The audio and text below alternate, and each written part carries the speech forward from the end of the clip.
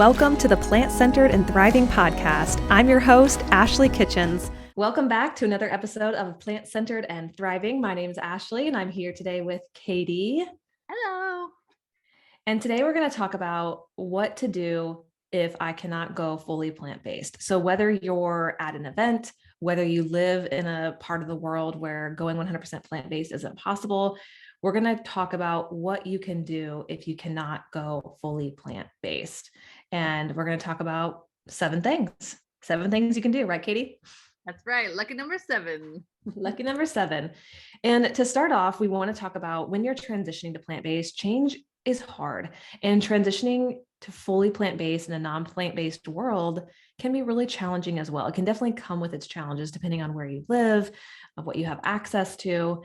And by no means do you have to go 100% plant-based. I know that is an opinion that is not shared entirely with a lot of different people, but that is what I truly believe. If you can make small, even the smallest of changes over time, those changes are going to add up. So to start, take that pressure off yourself that you have to go 100% plant-based. We're going to dive into more of what that looks like. I think especially because in the past few years, as social media becomes such a big resource for information sharing and inspiration, it's so easy to look at someone on social media and be like, okay, they are 100% plant-based and they are thriving and I want to be just like them. And it feels so hard. There's no way I could do it, so I'm just not going to do it. Ashley always says this, and I just love this about her. She has so many Ashley-isms, but don't compare someone else's middle to your beginning, right? So if you're just starting, you need to make sure if you're comparing that you're comparing apples to apples. You know, it took Ashley 3 years. It took me several years to do that transition. Don't look at someone who's been doing it for 10 years to feel like you have to be where they are. That was 10 years of work that they had to do that you're not seeing, right? That's 10 years of blood, sweat, and tears that they had to go through. And that's part of your journey too. You have to go through and realize what works for you and what doesn't. And that doesn't happen overnight for everybody. It does for some people, and I applaud those people. We're all completely different. We're all individuals. So we all have to start somewhere, and it doesn't have to be that 100% overnight. Don't put that pressure on yourself. Yes. Yeah. Take it off. And when Katie says compare apples to apples, I love that because that basically means you're comparing yourself to yourself, your journey to your own journey, which I think is so phenomenal. Katie, the first thing that we can do when we're transitioning and the option to maybe go 100% isn't quite there yet, the first thing that you can do is focus on adding in plants, adding in more plants. So focus on what you get to add is like underlined. Focus on what you get to add to your plate versus what you're taking away. Because what ends up happening as you're transitioning to plant-based and you're adding in more plants or making some, fun swaps here and there, that naturally weeds out things that maybe you don't want to eat anymore, or that you're hoping to not eat anymore later on down the road. So focus on, number 1, adding in plants. Yes. Eat that rainbow. Concentrate. That's just kind of human nature, is we concentrate on the negative or what we have to do or what we have to live without or what we have to get rid of. And so trick your brain a little bit. Ignore what you have to get rid of. Just focus on what you get to add, the positives, what you get to introduce, the experimentation, the fun, the new recipes. Concentrate on what you get to add instead of what you have to get rid of. And that's going to make your brain have a more positive outlook, be more optimistic instead of kind of pessimistic, and getting rid of that kind of restrictive mentality. We want to concentrate on having that positive mentality, what we get to add and what we get to enjoy instead of what we have to live without. Yep. So speaking of restriction, number 2 is to be flexible. And so that's exactly what Katie was just talking about, is to be flexible in your approach. Is instead of feeling restricted or feeling you have to remove things or you can't or shouldn't, quote, shouldn't eat things, it creates a completely different spin on what it is that you're doing. So the idea is that you're setting realistic goals for yourself. So yourself, your situation, again, comparing apples to apples. And if you don't reach them, stop and think about why and learn from it. And we've talked about this on previous episodes before of zooming out and kind of using these scenario situations as learning lessons. If you have goals for yourself and maybe you haven't quite achieved them yet, then just zoom out and take a look at why that may be. But the idea is don't use it as an excuse to quit. Because if you feel like this journey is aligned with you, someone had just said something to me about this. It might have been on Instagram about, yes, it was. She had just felt this pull to be plant-based. It was like there was this desire that she's like, I don't know where this is coming from, but I really want to eat this way. But I just, and again, she's navigating sort of how she's going to do that. And so if you feel pulled to go plant-based, whether it's 3 months or 3 years, like what I did, or like Katie did, don't use it as an excuse to quit if for some reason you're not as far along as maybe you'd like to be, or again, this is comparing yourself as somebody else is with their journey. You got to give yourself a chance to adjust. And like we were talking about in the beginning, change is hard.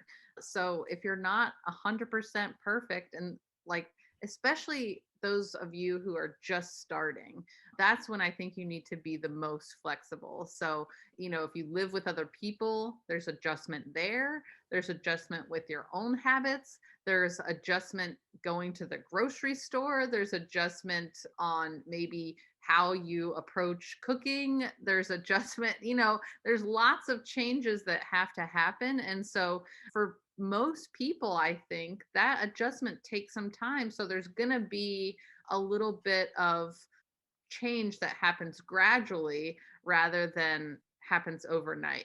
And you want to be able to be flexible with yourself. You don't want to punish yourself or be self-destructive or guilt yourself or shame yourself for not being 100% immediately. Being flexible in the beginning is going to help that sustainability. Katie, I can see you, and she's snapping her fingers, which means she means business. So this is Oh a very serious topic.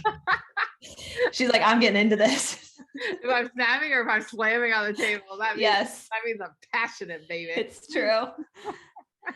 So number 3 is finding alternatives. And I think this is another great tip, because I think we can get so overwhelmed with all the alternatives that are out there. There are so many these days. And even if you walk into like Walmart or Target or Aldi, there are a lot of options out there. There are more and more options than what we've ever had, which is phenomenal. But don't get overwhelmed. Really start small. So Katie had given some examples, like if you use regular dairy butter, switch it out for plant butter. I actually had a client recently who tried the Miyoko's butter. I don't know if you've ever tried that, Katie, the like block of butter. It can be a little expensive depending on where you get it. But she said, because they usually use regular butter. And she's like, my husband and I, we love this butter. She's like, I don't want to go back because I feel like this butter is better. And so I thought that was a really good example. And then things like cow's milk, there are a lot of plant milk options out there, but what I recommend is just trying a few and seeing which one you like. If you don't want to drink cow's milk anymore, there are some really great options out there. I know I've tried, I feel like every single milk out there, and I go back to the OG every single time. I go back to soy milk because that's just personally what I prefer. And it's so funny you're talking about butter.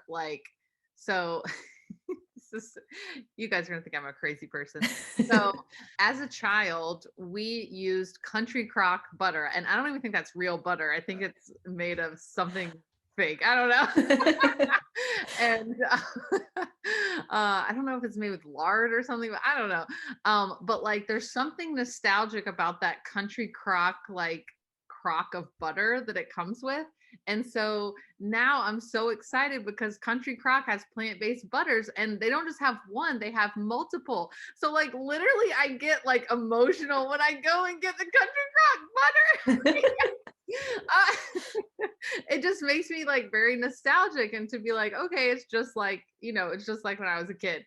And I know that sounds insane, but food has emotion attached to it. So getting back to the topic at hand, so I'm not crying over butter, but don't suffer from like that analysis paralysis. So like a lot of times choice is great, right? Choice is fantastic, but sometimes that can kind of paralyze us and be like, oh my gosh, I don't even know where to start. Just pick one, right? Just pick one, or like reach out to some plant-based people that you know, or some Yep. influencers to be like, okay, what's your favorite? Okay, if they like it, maybe that'll be a good chance that I like it, right? Swap with your butter, swap with your creamer, swap with your milk, and just start with one. Don't like go to the store and be like, okay, I have to get all 10 options and see which one, works best. If you want to, if you have that, budget, go for it, go wild. But don't feel like you have to find the perfect one immediately. It's just like regular eating, like it's trial and error. So if you see a new product, you try it. If you don't like it, don't be like, okay, I can't be plant-based now. That just doesn't vibe with you. I guarantee you there's something out there that you'll like.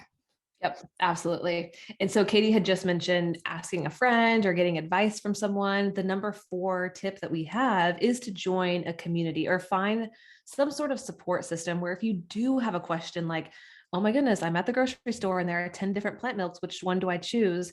Find a community where you can ask those types of questions.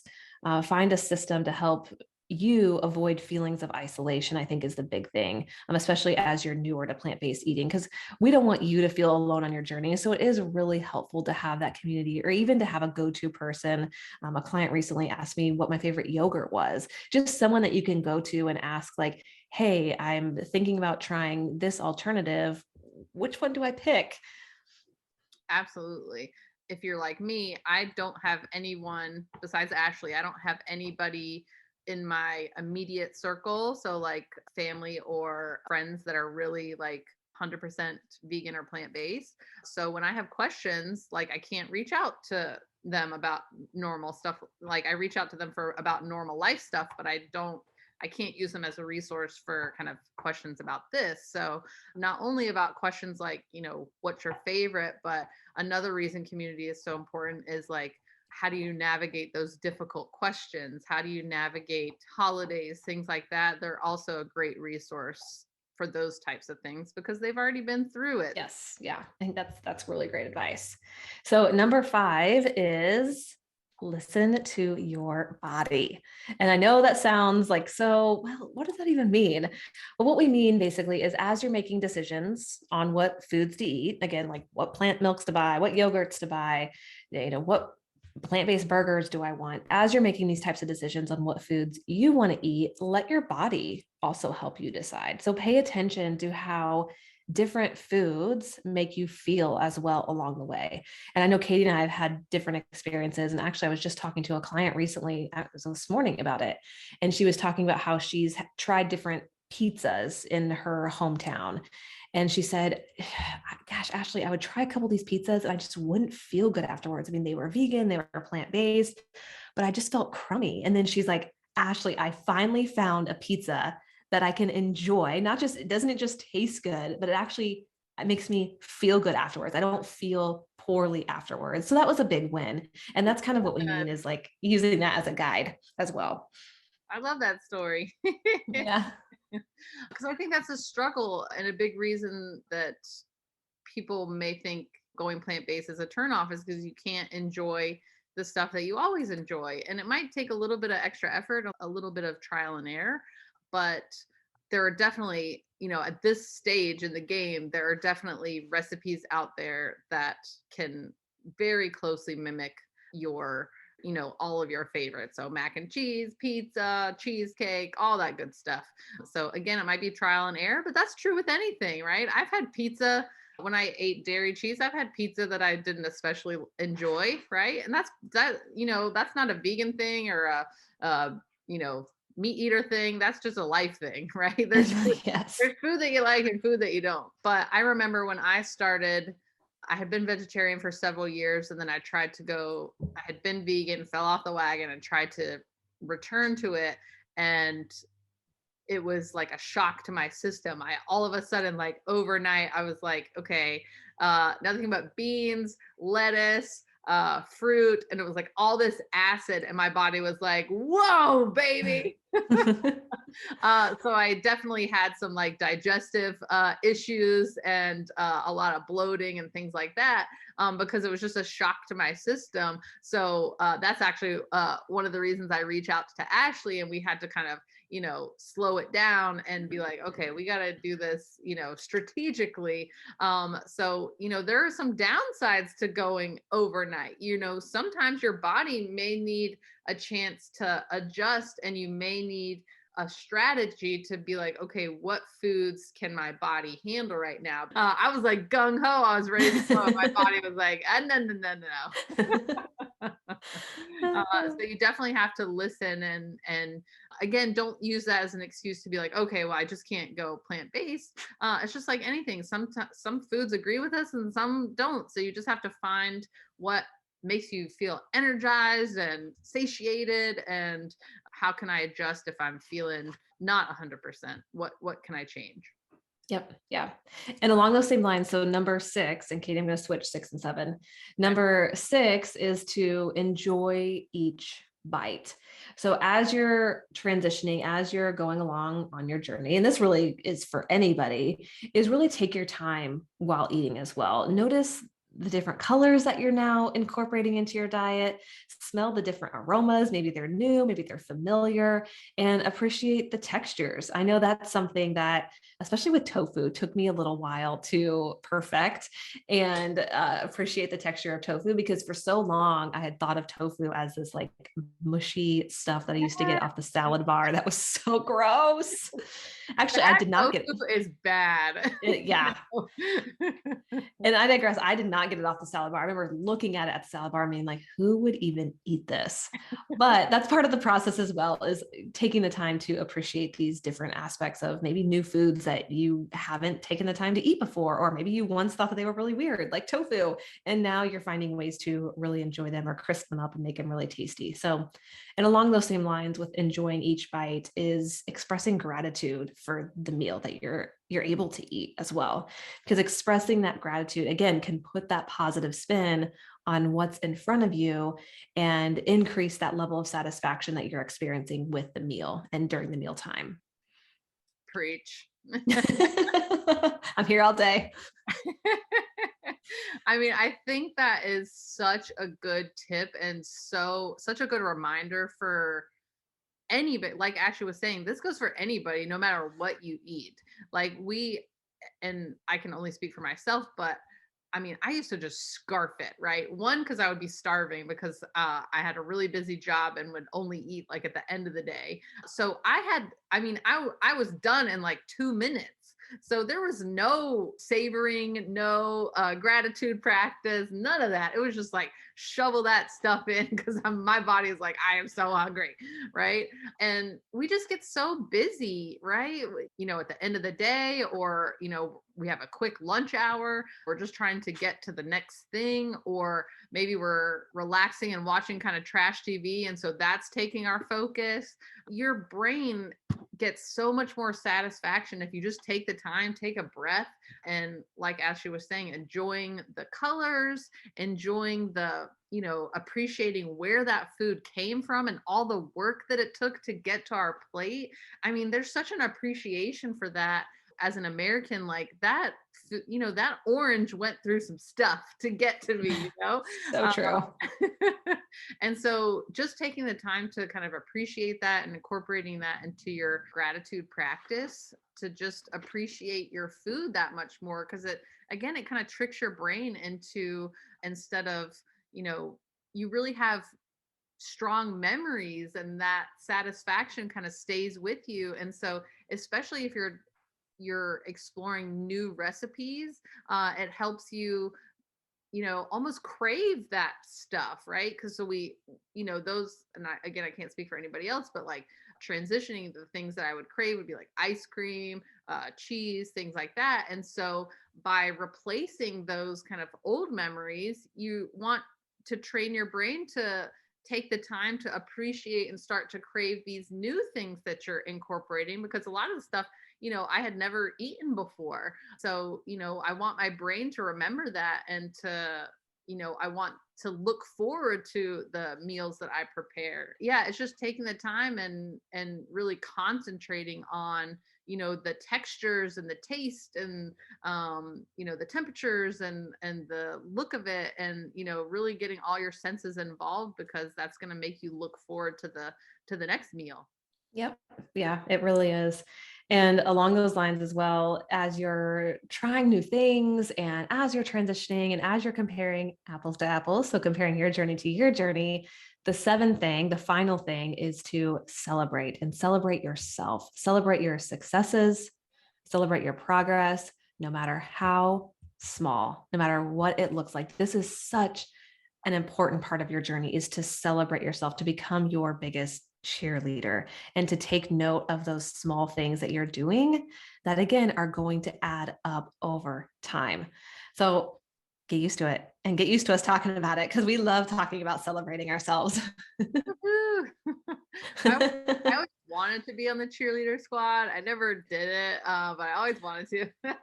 So now I get to be kind of a half cheerleader. But Ashley and I are always here to, cheer you on. And that could be if you decide to do meatless Mondays, or decide to just start with, okay, can I only do breakfast, or can I incorporate one extra vegetable at each meal? Or can I start to eat more fruit? Can I incorporate one plant-based swap, one dairy swap with one plant-based swap? All of those are reasons for celebration. It doesn't have to be, you don't have to deprive yourself until you like reach the big giant goal of like going 100% vegan that could be 3 years down the road. That's a long way to wait for, your big celebration moment. You want to keep that motivation up and celebrate each win. You can sustain in order to get to that big goal, because how many people can wait 3 years before they finally reach victory? You want to be your own biggest cheerleader and be excited about all the changes that you're making, because that's awesome. Yeah. It's so awesome. So we want to be here. We want to celebrate with you, and we want you to celebrate yourself as much as possible. I honestly wish I had some of these tools with me when I first started, but I'm not going back. So Yeah. I'm glad that you're here listening, so that we can give you things that we wish we would have had when we were transitioning. Yes. And we love to hear about your successes. So share with us on social media your successes for the week. Yes, we would love to hear that. You can tag us at Plant Centered Katie and Plant Centered Nutrition. We would love to hear the things that you are celebrating this week. Thank you for being here, and we'll talk to you next time. Until next time, keep thriving.